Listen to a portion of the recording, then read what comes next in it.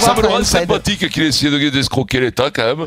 Tu vois, vu l'utilisation qu'ils en ont fait pendant 30 ans en Espagne aussi, tu vois. Donc il essaie de c'est vrai qu'il n'avait pas les moyens de payer. Hein. Ah ben non, mais c'est justement ce que je dis, ça me le rend sympathique. Puis il a déjà quand même beaucoup payé par rapport à ce qu'il a pris.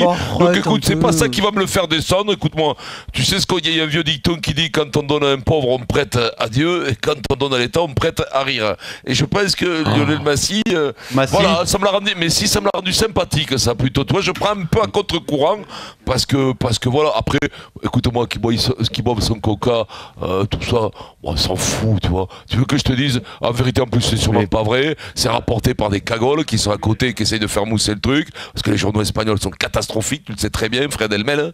Et donc, Fred Elmel, non, mais je l'ai fait. Ah, pardon. Et donc, tu sais très bien, écoute-moi, je pense que vu leur niveau là, de célébrité et tout, ils doivent avoir l'ego qui est surdimensionné, ils doivent être à égalité.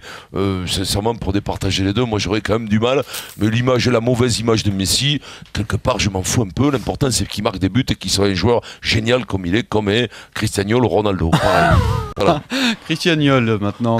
Eric, écoute, moi, tu sais, j'ai jamais été dupe. Je pars du principe que joueurs de haut niveau et surtout les plus grands joueurs du monde, notamment les attaquants qui sont individualistes, ont des travers, peuvent être égoïstes, peuvent être insupportables, invivables. On les a tous connus.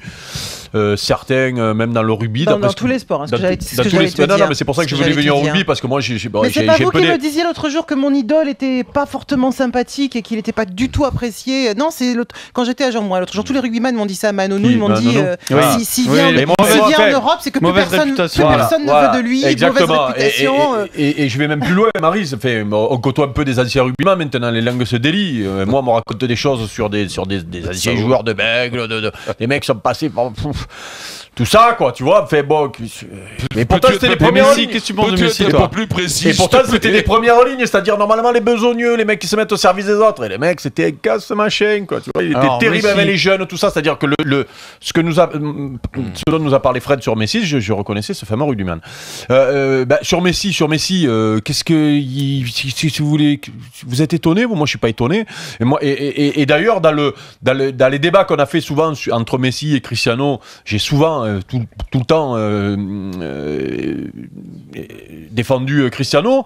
Parce que moi, pour moi, il n'y a pas le bon et le méchant dans cette histoire-là. Et parce qu'en plus, je ne sais pas si Fred est là, s'il est parti, mais Cristiano a la réputation d'être vachement généreux, de faire beaucoup de trucs autour de lui, que ça se sache toujours, tu vois. C'est-à-dire que voilà, ça m'a toujours gonflé le fait qu'on le fasse passer pour une cagole, un mec qui est égoïste. Les déclats de Ozil quand il est parti, quoi. Qu'est-ce qu'il a dit ? Il disait qu'il en avait ras-le-bol, qu'au Real, c'était tout pour Ronaldo, qu'il fallait jouer pour Ronaldo, que c'était fatigant. Je